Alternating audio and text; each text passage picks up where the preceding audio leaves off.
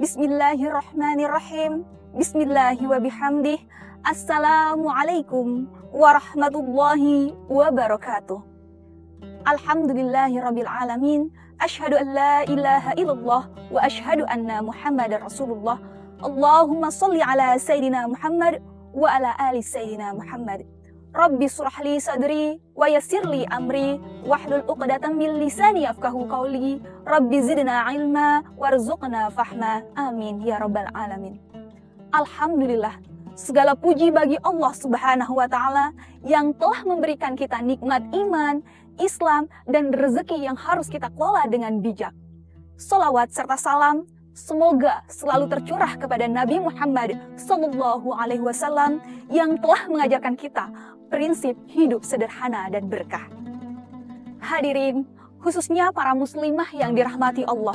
Sebagai muslimah, kita seringkali dipercayai menjadi pengatur keuangan dalam rumah tangga.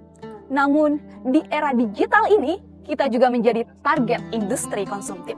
Berbagai tren fashion, skincare, perabot rumah, hingga promo belanja online yang setiap saat muncul di notifikasi HP seringkali menjadi penggoda kita untuk membeli sesuatu yang mungkin sebenarnya tidak kita butuhkan. Rasulullah Shallallahu Alaihi Wasallam mengingatkan kita dalam hadis yang berbunyi, tidak akan bergeser kaki seorang hamba pada hari kiamat hingga ia ditanya tentang 4 perkara. Tentang umurnya, untuk apa ia habiskan. Tentang ilmunya, bagaimana ia mengamalkannya. Tentang hartanya, dari mana ia dapatkan dan kemana ia belanjakan. Hadis riwayat Tirmizi. Dari hadis ini, jelas bahwa kita akan dimintai pertanggungjawaban atas bagaimana mengelola harta kita dan harta suami kita.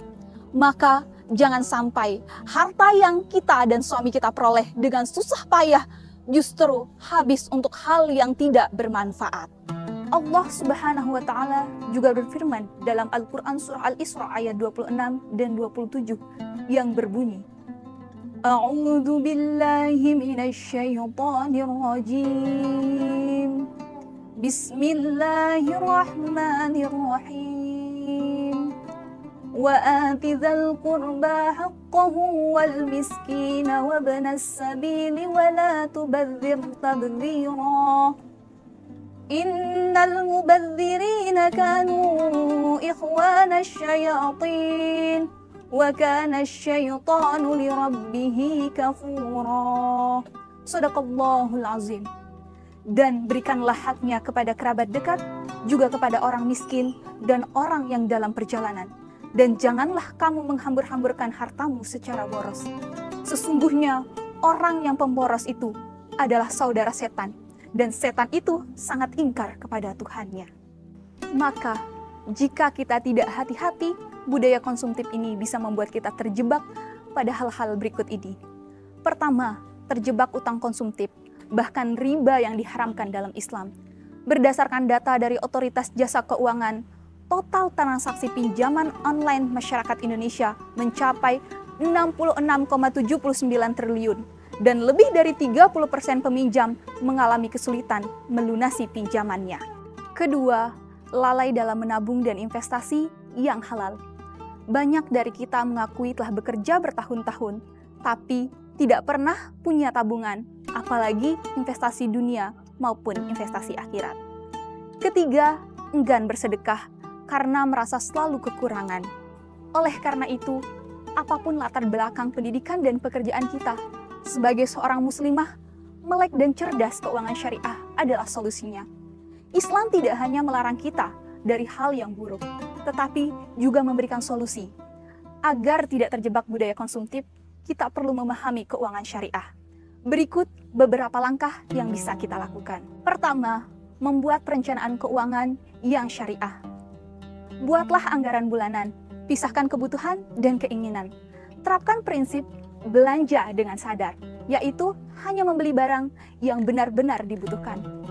Muslimah yang bijak tidak hanya memikirkan kesenangan sesaat, tetapi juga menyiapkan dana untuk pendidikan anak, dana darurat, manajemen resiko, serta investasi dunia akhirat untuk masa depan. Kedua, menabung dan berinvestasi dengan cara halal.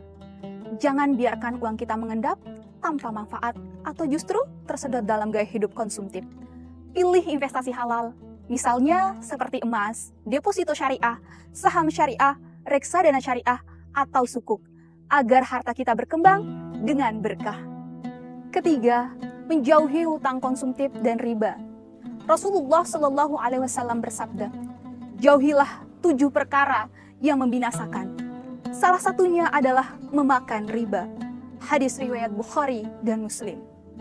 Jika ingin membeli sesuatu, usahakan menabung atau investasi terlebih dahulu. Jangan mudah tergiur dengan utang riba maupun pinjaman online yang tidak sesuai dengan syariat Islam. Keempat, membiasakan zakat, infak, sedekah, dan wakaf. Ingatlah bahwa harta yang paling berkah adalah harta yang kita belanjakan di jalan Allah. Rasulullah Shallallahu Alaihi Wasallam bersabda, "Ma naqasat shadaqatun min malin." Harta tidak akan berkurang karena sedekah. Hadis riwayat Muslim. Selanjutnya, mari kita belajar dari sosok Khadijah binti Khuwailid, istri Rasulullah Shallallahu Alaihi Wasallam. Beliau adalah wanita yang kaya raya, tetapi tidak hidup berfoya-foya. Sebaliknya, beliau menggunakan hartanya untuk membantu dakwah Islam dan kesejahteraan umat. Sebagai muslimah, kita bisa mengikuti jejak beliau dengan menjadi mandiri secara finansial, tetapi tetap hidup sederhana dan dermawan. Mari kita menjadi muslimah yang cerdas, yang tidak mudah tergoda oleh budaya konsumtif. Jadilah wanita yang tidak hanya cantik di luar, tetapi juga bijak dalam mengelola keuangan, agar hidup lebih tenang, berkah, dan terbebas dari riba. Semoga Allah Subhanahu wa Ta'ala memberikan kita keberkahan dalam rezeki dan menjauhkan kita dari sifat boros. Wabillahi taufiq wal hidayah. Wassalamualaikum warahmatullahi wabarakatuh.